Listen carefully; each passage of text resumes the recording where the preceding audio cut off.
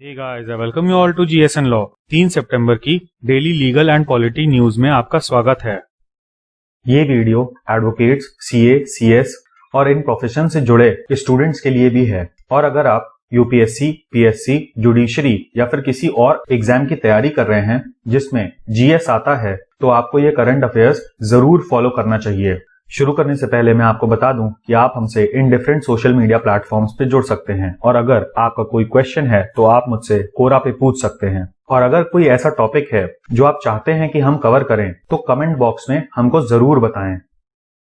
अब आज से हमने लीगल एंड पॉलिटी न्यूज का फॉर्मेट थोड़ा सा चेंज कर दिया है और अब हम रोज 5 न्यूज लेंगे इन सारे टॉपिक्स में से। एक न्यूज पॉलिटी की होगी, दैट डजंट इंक्लूड कॉन्स्टिट्यूशन। दूसरी न्यूज कॉन्स्टिट्यूशन से रिलेटेड होगी। तीसरी न्यूज कॉर्पोरेट लॉ से रिलेटेड होगी, keeping in mind the students of CA, CS and CWA. उसके बाद एक केस क्रिमिनल लॉ से रिलेटेड होगा, जबकि सिविल लॉ से भी एक टॉपिक हम लोग लेंगे। बट आज हमने इसमें जस्टिस अरुण कुमार के 5 जजमेंट्स को देखेंगे, क्योंकि कल यानी कि 2 सितंबर को इनका रिटायरमेंट हो गया है। अब कोविड-19 के समय ये बहुत बड़ा सवाल है लोगों के मन में कि क्या कार के अंदर मास्क लगाना जरूरी है। इस पे ऑनरेबल सुप्रीम कोर्ट का एक केस लॉ है जिसको हम देखेंगे। इसके अलावा कॉर्पोरेट लॉज में सीबीडीटी का एक नोटिफिकेशन आया है on the clarification of fees in online payments. अब कॉन्स्टिट्यूशन में आज हम आर्टिकल 19(1)(a) यानी कि freedom of speech and expression से जुड़े रीजनेबल रिस्ट्रिक्शंस को देखेंगे और जानेंगे कि मेहुल चौकसी ने नेटफ्लिक्स की डॉक्यूमेंट्री को क्यों चैलेंज किया था। और पॉलिटी में आज हम नेशनल फार्मास्यूटिकल प्राइसिंग अथॉरिटी के बारे में पढ़ेंगे, क्योंकि आपके एग्जामिनेशन पॉइंट ऑफ व्यू से इसके बारे में जानना जरूरी हो जाता है इन दी वेक ऑफ कोविड-19। सबसे पहले हम बात करते हैं नेशनल फार्मास्यूटिकल प्राइसिंग अथॉरिटी की। अब इसके बारे में जानना इसलिए जरूरी है क्योंकि कोविड-19 के समय इसकी काफी ज्यादा इंपॉर्टेंस बढ़ गई है और ये आपके एग्जामिनेशन में आ सकता है। तो हाल ही में 29 अगस्त को इसका फाउंडेशन डे मनाया गया था और ये एक इंडिपेंडेंट रेगुलेटर है जो कि 29 अगस्त 1997 को इस्टेब्लिश किया गया था ताकि भारत में प्राइसिंग ऑफ ड्रग्स को रेगुलेट किया जा सके और साथ ही साथ ड्रग्स की अवेलेबिलिटी और एक्सेसिबिलिटी मेंटेन की जा सके अफोर्डेबल प्राइसेस पे। अब national pharmaceutical pricing authority department of pharmaceutical के साथ अटैच्ड है। अब इसको हम अटैच्ड इसलिए कह रहे हैं क्योंकि ये खुद में एक इंडिपेंडेंट रेगुलेटर है, मतलब ये डिपार्टमेंट ऑफ फार्मास्यूटिकल के अंडर में काम नहीं करता और department of pharmaceutical is a part of ministry of chemicals and fertilisers. तो इस बात को आप याद रखिएगा। अगर ऑप्शंस में हेल्थ मिनिस्ट्री आए तो आपको पता होना चाहिए कि department of pharmaceutical ministry of chemicals and fertilisers के अंडर में आता है। सवाल ये भी बन सकता है ये किस टाइप की ऑर्गेनाइजेशन है, मतलब कॉन्स्टिट्यूशनल है, स्टैट्यूटरी है। तो आपको ये याद रखना है कि ये ना ही कॉन्स्टिट्यूशनल है और ना ही स्टैट्यूटरी है। स्टैट्यूटरी ऑर्गेनाइजेशन वो होती है जो किसी एक्ट के अंडर में एस्टैब्लिश की गई हो, बट एनपीपीए एक रेजोल्यूशन के द्वारा एस्टैब्लिश किया गया था बाय गवर्नमेंट ऑफ इंडिया। अब देखिए, भारत में ड्रग्स के क्लासिफिकेशन के लिए कई सारे शेड्यूल्स बनाए गए हैं। सवाल बनता है कि ये किस एक्ट के शेड्यूल ड्रग्स हैं। तो इसको याद रखिएगा कि ड्रग्स एंड कॉस्मेटिक्स एक्ट के अंतर्गत ये सारे शेड्यूल ड्रग्स आते हैं और इनके प्राइसेस को फिक्स करने के लिए NPPA drug price control orders निकालता है फ्रॉम टाइम टू टाइम और साथ ही साथ ये इंश्योर करता है कि जो प्राइसेस उसने बताए हैं उन्हीं प्राइसेस पे जनता को दवाइयां मिल रही हों। अब हाल ही में डिजिटल इंडिया के माध्यम से ड्रग्स को प्रोवाइड कराने का इनिशिएटिव लिया गया है गवर्नमेंट के द्वारा, क्योंकि देखिए कोविड-19 पैंडेमिक की वजह से सब लोग अपने घर में हैं और सरकार को ये इंश्योर करना है कि बिना फिजिकल मार्केट में जाए लोगों को उनकी मेडिसिन मिल जाएं। इसके लिए एनपीपीए ने वेरियस इनिशिएटिव्स लॉन्च किए हैं। इसमें पहला है फार्मा सही दाम। ये एक ऐप है जिसपे आप किसी भी मेडिसिन के प्राइसेस चेक कर सकते हैं। फिर है फार्मा जन समाधान। ये एक पब्लिक ग्रीवियंस सिस्टम है रिलेटिंग टू फार्मास्यूटिकल्स। इसके बाद है फार्मा डेटा बैंक और इसमें फार्मा मैन्युफैक्चरर्स के जो भी इंफॉर्मेशन है उसको ऑनलाइन मोड में कलेक्ट किया जाता है। अब हाल ही में एनपीपीए ने price monitoring and research units बनाई हैं मेडिसिन के प्राइसिंग मैकेनिज्म को इंश्योर करने के लिए। फिलहाल एनपीपीए की चेयरमैन श्रीमती शुभ्रा सिंह हैं और एनपीपीए के हेडक्वार्टर्स न्यू दिल्ली में लोकेटेड हैं। तो इतनी सब बातें आपको याद रखनी हैं। चलते हैं अपने नेक्स्ट टॉपिक पे। बात करें कॉन्स्टिट्यूशन की, तो हाल ही में मेहुल चौकसी, जिनको आप पीएनबी फ्रॉड केस के सिलसिले में जानते हैं, इन्होंने आर्टिकल 226 के अंडर में दिल्ली हाई कोर्ट में पिटीशन दायर की और इसमें इन्होंने प्रे किया कि एक नेटफ्लिक्स की डॉक्यूमेंट्री है बैड बॉय बिलियनेयर्स इंडिया, जिसमें उनके साथी नीरव मोदी के विषय में भी दिखाया गया है, इस डॉक्यूमेंट्री को पहले उन्हें दिखा दिया जाए, मतलब रिलीज से पहले इनको दिखा दिया जाए, क्योंकि इनका एप्रीहेंशन ये था कि इस डॉक्यूमेंट्री के आने की वजह से इनकी right to fair and free trial infringe हो जाएगी और इनका ट्रायल प्रेजुडिस हो जाएगा, क्योंकि ये पूरा मामला अभी भी सब जुडिस है। यहाँ पर प्रेजुडिस का अर्थ है कि पहले से अपना ओपिनियन बना लेना किसी विषय पे, क्योंकि देखिए जुडिशरी में जो लोग बैठे हुए हैं वो भी हमारी तरह इंसान ही हैं और हर इंसान का ओपिनियन होता है और इस बात की पॉसिबिलिटी से इनकार नहीं किया जा सकता कि मेंबर्स ऑफ द जुडिशरी भी इन्फ्लुएंस हो जाएं या उनका जजमेंट क्लाउडेड हो जाए due to some media trial या फिर एनी बुक और मूवी। तो इसी बात का एप्रीहेंशन यहाँ पर मेहुल चौकसी ने दिखाया था। हाउएवर कोर्ट ने इनकी रिट पिटीशन को डिसमिस कर दिया और कहा कि ऐसी रिट पिटीशन प्राइवेट एंटिटी के खिलाफ मेंटेनेबल नहीं है और उनको ऑप्शन दिया कि आप इस केस में सिविल सूट फाइल कर सकते हैं। अब देखिए, अगर आप लॉ के स्टूडेंट हैं तो काफी सारी बुक्स में ये लिखा है कि writ petition of mandamus is maintainable against private persons, but ये जो जजमेंट लॉ है ये ऑब्सोलीट हो चुका है आज के समय में और पिछले एक दशक में ऑनरेबल सुप्रीम कोर्ट ने काफी सारे मामलों में ये हेल्ड किया है कि a petition of mandamus is not maintainable against private entity. तो इस बात को आप ध्यान रखिएगा। अब देखिए, प्रीव्यू मांगा गया था रिलीज से पहले, तो ऐसा तो है नहीं कि सिर्फ देखेंगे और उस सीरीज को विदाउट एनी कट्स रिलीज होने देंगे। तो ये जो प्री रिलीज लीगल सेंसरशिप है, इसका लीगल बेसिस क्या है? ऐसे केसेस में सबसे पहला ग्राउंड पेंडिंग ट्रायल को प्रेजुडिस टू पेंडिंग ट्रायल बताया जाता है और देखिए काफी सारे केसेस में सिमिलर रिलीफ मांगा गया है। अब ये जो रिलीफ है ये आर्टिकल 19 के क्लॉज 2 से रिलेटेड है, जहां पर freedom of speech and expression के ऊपर रीजनेबल रिस्ट्रिक्शंस लगाए गए हैं और जब भी मैटर सब जुडिस होता है ऐसे केसेस में तो कंटेम्प्ट ऑफ कोर्ट या फिर डिफेमेशन का रीजनेबल रिस्ट्रिक्शन बताया जाता है।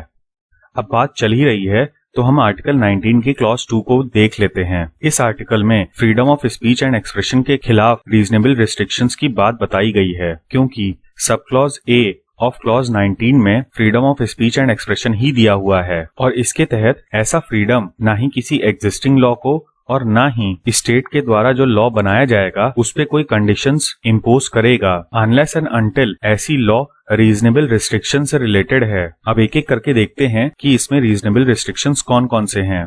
पहला है sovereignty and integrity of India, मतलब आप कोई ऐसी बात बोलते हैं जिससे भारत की संप्रभुता पे खतरा पैदा हो तो आपके ऊपर रिस्ट्रिक्शंस लगाए जा सकते हैं। फिर है सिक्योरिटी ऑफ द स्टेट, मतलब कि भारत की जो सिक्योरिटी है उसको आप थ्रेट नहीं पहुंचा सकते।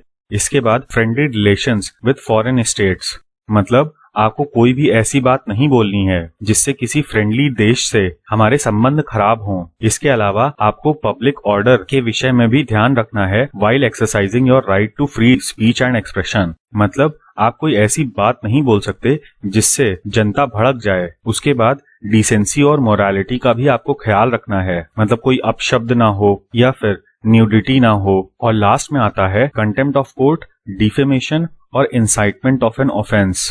कंटेम्प्ट ऑफ कोर्ट मतलब कोर्ट की अवमानना करना। फॉर एग्जाम्पल प्रशांत भूषण जी के ऊपर हाल ही में एक केस चला है। फिर बात आती है मानहानि, मतलब आपको कोई ऐसी बात नहीं बोलनी है जिससे किसी व्यक्ति के सम्मान को ठेस पहुंचे। और लास्ट में है इंसाइटमेंट टू एन ऑफेंस, मतलब किसी ऑफेंस को करने के लिए आप किसी व्यक्ति को भड़का नहीं सकते। अब देखिए अमेंडमेंट्स के विषय में आप दो चीजें जान लीजिए। पहली बात तो कॉन्स्टिट्यूशन के फर्स्ट अमेंडमेंट एक्ट से इस सब क्लॉज में काफी मेजर चेंजेस किए गए थे और ये जो पॉइंट है sovereignty and integrity of India, इसको 16th अमेंडमेंट के थ्रू लाया गया था। बढ़ते हैं अपने नेक्स्ट टॉपिक पे। अब देखिए कॉर्पोरेट लॉज में हम उन सारे एक्ट्स को कवर करने की कोशिश करेंगे जो कि CA, CS और CWA के स्टूडेंट्स के लिए हो। तो इसी में हम CBDT के नोटिफिकेशन के बारे में बात करेंगे पर्टेनिंग टू ऑनलाइन पेमेंट्स। ये नोटिफिकेशन क्लैरिफाई करने की कोशिश करता है imposition of charge on online payments को। अब देखिए ये जो सेक्शन है सेक्शन 269 SU, इसमें कौन कौन से प्रिस्क्राइब्ड मोड्स होंगे इलेक्ट्रॉनिक पेमेंट के, इसके बारे में बोला गया है और ये 2019 में इंसर्ट किया गया था और इसके इम्प्लीमेंटेशन की डेट या फिर हम कहें जो लिखा रहता है विद इफेक्ट फ्रॉम, ये है 1 नवंबर 2019। ऐसे ही section 10A of payments and settlements act 2007, ये भी इसी डेट को इम्प्लीमेंट हुआ था और इन दोनों सेक्शंस का साथ में ही अमेंडमेंट किया गया था। सेक्शन 10A बात करता है कि बैंक्स ऐसे ट्रांजैक्शंस पे कोई भी चार्ज नहीं लगाएंगे जो कि इलेक्ट्रॉनिक मोड के थ्रू हुआ हो as prescribed under section 269 SU। अब यहाँ पर CBDT ने इसी चीज को क्लैरिफाई किया है कि 1/1/2020 या फिर उसके बाद से कोई भी पेमेंट ऑन इलेक्ट्रॉनिक ट्रांजैक्शंस नहीं लिए जाएंगे बैंक्स के द्वारा। अब ये चीज CBDT को इसलिए करनी पड़ी क्योंकि उनके पास शिकायतें आई थीं कि कुछ बैंक्स ऑनलाइन ट्रांजैक्शंस पे चार्जेस कलेक्ट कर रहे हैं जो कि UPI पेमेंट मोड के थ्रू करे जा रहे हैं और इसी की वजह से CBDT को ये कहना पड़ा कि ऐसा यदि कोई बैंक कर रहा है या करता है तो वो इन दोनों सेक्शंस का ब्रीच होगा और ऐसे केस में section 271 DB of income tax act और section 26 of payment and settlements act के अंतर्गत पेनलाइज किया जाएगा। अब देखिए ये जो सेक्शन 26 है ये ऑलरेडी मौजूद था और इसमें वेरियस पेनल्टीज दी गई हैं जो कि इस एक्ट में हैं, जबकि ये जो सेक्शन है सेक्शन 271 DB ये भी बाकी सेक्शंस की तरह 2019 में लाया गया था और इसकी भी डेट ऑफ इम्प्लीमेंटेशन 1 नवंबर 2019 है। आगे CBDT ने कहा कि 1 जनवरी के बाद से यदि किसी बैंक ने कोई ऐसे चार्जेस कलेक्ट किए हैं तो उनको वो रिफंड कर दें। अब सेक्शन 269 SU में प्रिस्क्राइब्ड इलेक्ट्रॉनिक मोड्स ये सारे हैं। पहला है डेबिट कार्ड पावर्ड बाई रूपे, मतलब यदि आपके पास रूपे डेबिट कार्ड है तो आपके ऊपर ऐसी कोई भी फीस नहीं लगाई जा सकती। फिर है UPI यानी कि यूनिफाइड पेमेंट्स इंटरफेस, मतलब भीम ऐप का इस्तेमाल करते हुए या UPI का इस्तेमाल करते हुए अगर आपने कोई ट्रांजैक्शन किया है तो उस पे ऐसी कोई भी फीस नहीं लगाई जा सकती। उसके बाद UPI से रिलेटेड ही जो QR कोड वाली फैसिलिटी है वो भी इसी सेक्शन में कवर होती है। तो आप चलते हैं अपने नेक्स्ट टॉपिक की तरफ। अब देखिए काफी समय से ये सवाल पूछा जा रहा है कि क्या अपनी प्राइवेट कार के अंदर मास्क लगाना जरूरी है, और ये सवाल आपके मन में भी आया होगा। तो इसका सिंपल सा आंसर है जी हाँ, कोविड-19 की गाइडलाइंस के हिसाब से आपको अपनी कार चलाते वक्त भी मास्क पहनना होगा और यदि आप ऐसा नहीं करते हैं तो आपके ऊपर 500 रुपए का जुर्माना लग सकता है। अब इस चीज को इम्प्लीमेंट करने के लिए पुलिस ने काफी सारे लोगों के ऊपर फाइन लगाया है, यहाँ तक कि उन केसेस में भी जहाँ पर ड्राइवर कार में अकेला मौजूद हो। अब देखिए लॉजिकली भी और मेडिकली भी ये चीज बिल्कुल ही गलत है, क्योंकि अगर आप अपनी कार में अकेले हैं तो ये जाहिर सी बात है कि आप कोविड-19 को स्प्रेड नहीं कर सकते। और इसी पे हाल ही में बहुत सारे लोगों ने इंक्लूडिंग मेडिकल एक्सपर्ट्स इस चीज पे सवाल उठाया है। अब थोड़ा सा इस विषय का बैकग्राउंड जान लीजिए। ये जो गाइडलाइंस हैं मास्क पहनने वाली, ये नेशनल डिजास्टर मैनेजमेंट एक्ट के तहत जारी की गई हैं और यदि आप इन गाइडलाइंस का पालन नहीं करते हैं तो आपके ऊपर section 188 of Indian penal code apply होगा, जिसमें बात की गई है कि यदि कोई व्यक्ति पब्लिक सर्वेंट के द्वारा दिए गए आदेशों का पालन नहीं करता है तो उसके लिए 6 महीने की सजा और 1000 रुपए तक का फाइन पड़ सकता है। सवाल बनता है कि क्या प्राइवेट कार पब्लिक प्लेस मानी जा सकती है? तो देखिए पुलिस जो कार्य कर रही है उसके लिए वो 2019 की सुप्रीम कोर्ट की रूलिंग का सहारा ले रही है। केस का नाम था Satvinder Singh Saluja versus state of Bihar. अब इस केस में जो पिटिशनर्स थे ये झारखंड से बिहार को ट्रैवल कर रहे थे 2016 में और बिहार के बॉर्डर डिस्ट्रिक्ट नवादा में इनकी कार की चेकिंग की गई। अब इनकी कार में कोई भी शराब तो नहीं मिली, बट जब इनका ब्रेथ एनालाइजर टेस्ट किया गया तो ये पाया गया कि इन लोगों ने शराब पी रखी थी। अब बिहार में शराब की सेल पे पाबंदी है और इसके लिए उन्होंने बिहार एक्साइज अमेंडमेंट एक्ट 2016 लाया था। अब इस केस में पटना हाईकोर्ट ने 2018 में जजमेंट दिया था और इसमें पिटिशनर्स को गिल्टी पाया था। फिर ये लोग अपील के लिए सुप्रीम कोर्ट पहुंचे थे। यहाँ पर ऑनरेबल सुप्रीम कोर्ट की डिवीजन बेंच ने ये बोला कि जो प्राइवेट कार है पब्लिक रोड पे उसको पब्लिक प्लेस माना जाएगा और इसीलिए यदि कोई एक्टिविटी पब्लिक प्लेस में परमिटेड नहीं है तो वो प्राइवेट कार के अंदर भी परमिटेड नहीं होगी। अब इसमें स्मोकिंग, ड्रिंकिंग, ऑब्ससिनिटी जैसे एग्जाम्पल्स आ जाते हैं। अब आज यानी कि 3 सितंबर को ऑनरेबल सुप्रीम कोर्ट के जस्टिस अरुण कुमार मिश्रा का जन्मदिन है और उनका जन्म 1955 में हुआ था। इसका मतलब ये है कि आज वो 65 इयर्स के हो गए हैं और इसी वजह से कल ही इनका रिटायरमेंट हो गया था। अब आपको मुझे कमेंट सेक्शन में बताना है कि संविधान के किस आर्टिकल में लिखा है दैट एज ऑफ जज of supreme court shall not be more than 65 years. तो आज हम इसी बहाने इनके टॉप 5 जजमेंट्स को देख लेते हैं। अब सबसे पहले है विनीता शर्मा वर्सेस राकेश शर्मा। इस केस के ऊपर एक स्पेशलाइज्ड वीडियो हमारी अभी तक पेंडिंग है जो कि मोस्ट प्रोबेबली आज ही मिल जाएगी आपको। अब ये बिल्कुल ही रीसेंट जजमेंट है जिसमें ये कहा गया था कि बेटों और बेटियों को इक्वल कोपासनरी राइट्स हैं बाय बर्थ और इस चीज से फर्क नहीं पड़ता है कि जो फादर कोपासनर हैं वो हिंदू सक्सेशन एक्ट 2005 के आने के समय जिंदा थे या नहीं। अब इस पूरे केस में मामला यही था कि सेक्शन 6 का अमेंडमेंट हो गया था 2005 में और क्वेश्चन ऑफ लॉ इसी बात का था कि क्या फादर और डॉटर का जिंदा होना जरूरी है on the date of commencement of this act. इसके बाद केस है Chebrolu Leela Prasad Rao versus state of Andhra Pradesh. ये 5 जज बेंच का डिसीजन था और इस केस में स्टेट ऑफ आंध्र प्रदेश की उस पॉलिसी को अनकॉन्स्टिट्यूशनल घोषित कर दिया गया था जिसमें शेड्यूल्ड ट्राइब्स के लिए 100% रिजर्वेशन दिया गया था for teaching in tribal scheduled areas of Andhra Pradesh. यहाँ पर स्टेट ऑफ आंध्र प्रदेश का कहना था कि हम रिक्रूटमेंट जो कर रहे हैं टीचर्स का वो ट्राइबल एरियाज के लिए कर रहे हैं और इसीलिए हम यहाँ पर 100% रिजर्वेशन दे सकते हैं शेड्यूल्ड ट्राइब्स को, लेकिन कोर्ट ने इसको अनकॉन्स्टिट्यूशनल घोषित कर दिया। इसके बाद एक बहुत ही लैंडमार्क जजमेंट आता है 5 जजेस बेंच का जिसमें जस्टिस अरुण मिश्रा भी शामिल थे। ये केस था सुशीला अग्रवाल वर्सेस स्टेट। इस केस में ऑनरेबल सुप्रीम कोर्ट ने कहा कि सेक्शन 438 ऑफ सीआरपीसी के अंडर में जो एंटीसिपेटरी बेल का प्रोटेक्शन है वो किसी फिक्स्ड टाइम पीरियड के लिए नहीं है। मतलब ये नहीं कि आपको एंटीसिपेटरी बेल मिल गई है तो ऐसा नहीं है कि कुछ समय के बाद आपका ये प्रोटेक्शन खत्म हो जाएगा।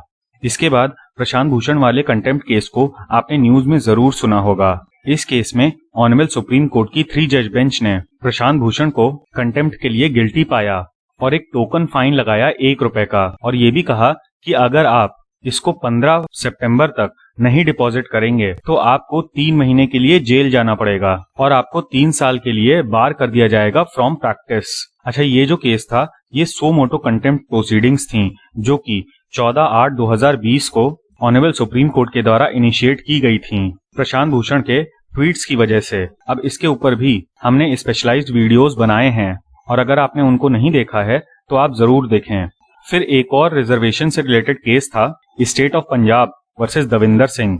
इसको हमने अपने लीगल एंड पॉलिटी न्यूज में कवर किया था, लेकिन आज इसमें और कुछ चीजें ऐड करके एक स्पेशलाइज्ड वीडियो आपको मिल जाएगी। अब टेक्निकली देखा जाए तो ये एक जजमेंट नहीं था बल्कि ऑनरेबल सुप्रीम कोर्ट की 5 जज बेंच ने इस मैटर को 7 जज बेंच को रिफर कर दिया क्योंकि 2005 का E V Chinnaiah versus state of Andhra Pradesh का जजमेंट था जिसमें ऑनरेबल सुप्रीम कोर्ट की 5 जजेस बेंच ने ये कहा था कि शेड्यूल्ड कास्ट्स का सब कैटेगराइजेशन नहीं हो सकता, बट कोर्ट का मानना था कि आज के परिप्रेक्ष्य में इसको रिविजिट करना जरूरी है।